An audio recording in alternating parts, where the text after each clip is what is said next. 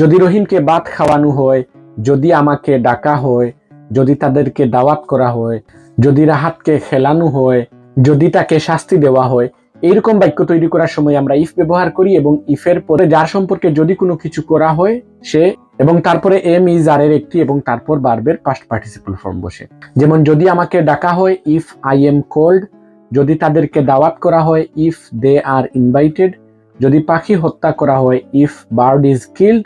যদি তাদেরকে শাস্তি দেওয়া হয় ইফ দে আর পানিশড, যদি আমাকে জানানো হয় ইফ আই এম ইনফর্মড, যদি আমাকে বলা হয় ইফ আই এম টোল্ড, যদি তাদেরকে ইংরেজি শেখানো হয় if they R taught English. তো এই ভিডিওতে আমরা শিখলাম যদি কোনো কিছু করা হয় এই অর্থে আমরা ইফ ব্যবহার করি এবং ইফের পরে যার সম্পর্কে যদি কোনো কিছু করা হয় অথবা যদি কোনো কিছু বলা হয় সে এবং তারপরে এম ইজ আর এর একটি এবং তারপরে ভার্বের পাস্ট পার্টিসিপল ফর্ম।